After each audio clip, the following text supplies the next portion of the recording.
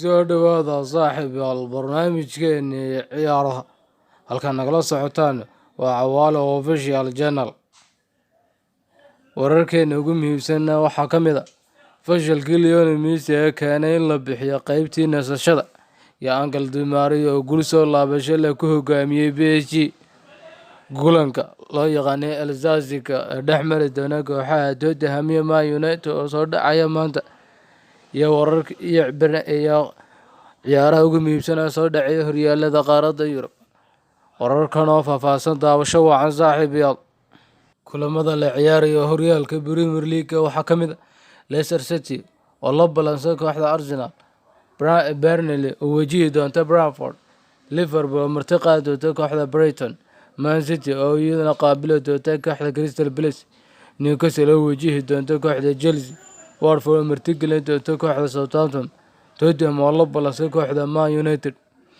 Ciyaaraha soo dhacaya La Ligahana waxaa ka mid ah Elche oo qaabili doonta Real Madrid, Sevilla oo la ballansan Osasuna, Valencia oo martigeli doonta Villarreal, Barcelona oo wajihi doonta Alaves.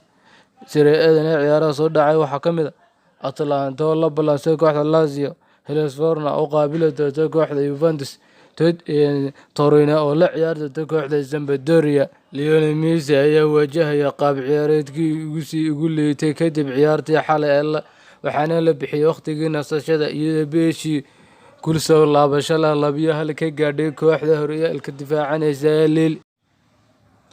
34 jirkan ayaa dhaawac dartiis shaki laga qabay inuu ciyaari karo. Kulankan ayaa u muuqday mid aan garoonkaba ku jirin 45 daqiiqo ee ugu horeysay ee ciyaarta.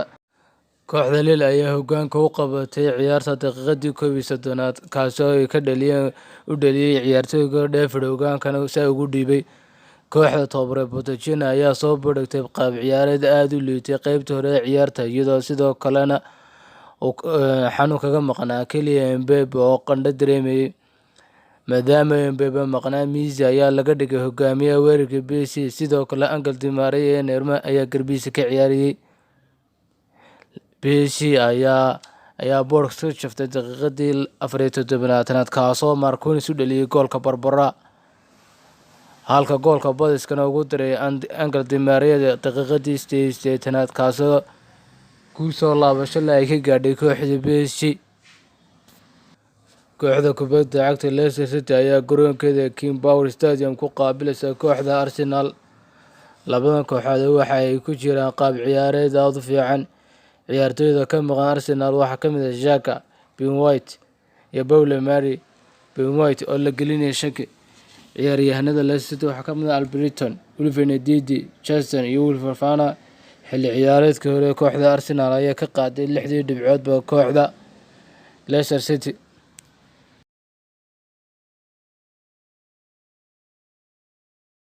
Kooxda Tottenham ayaa ku martigelinaysa garoonkeeda kooxda dhigeeda ee Man United. Kulankan oo loo bixiyay magac cusub loona yaqaanay El Clasico oo macnihiisu yahay kulanka casilaadda.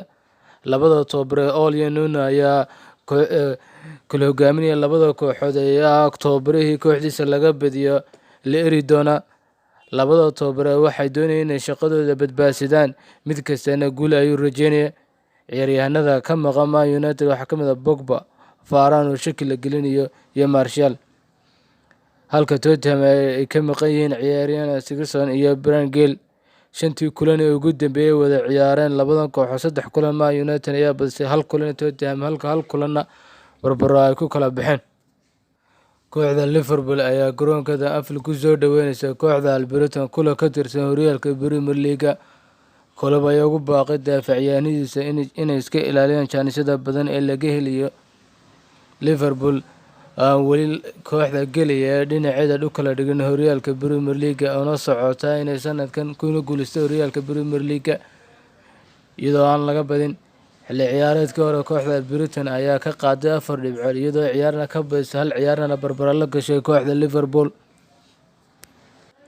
Kooxda Pep Guardiola ayaa la ciyaaraysa kooxda Villarreal ee Crystal Palace, kulan ka tirsan horyaalka Premier League usbuucii 10aad. Kooxda Man City ayaa garaacday xilli ciyaareedkii hore labadii ciyaaroodba ay ka qaadatay 6 dhibcood. 5 kulan ee ugu dambeeyay ee wada ciyaareen labadan kooxood 4 kulan City ayaa ka badisay, 1 kulan barbaro ayay galeen. Kooxdan City aad ayay uga adag tahay kooxda Crystal Palace marka ay qaabilayso. Kooxda kubadda cagta Newcastle ayaa qaabilaysa kooxda Chelsea. Kooxda dhawaan ay la wareegeen reer Sacuudi ayaa aan badin sidii ay la wareegeen milkiilayaasha cusub ee reer Sacuudi. Kooxda hoggaanka haysta ee Chelsea ayaa doonaysa inay sii wadato waddada guulaha sina xajisto booskeeda koowaad. Chelsea ayaa koox ka adag kooxda Newcastle sababtoo ah 5tii kulan ee ay la ciyaareen dhammaan way ka wada badisay.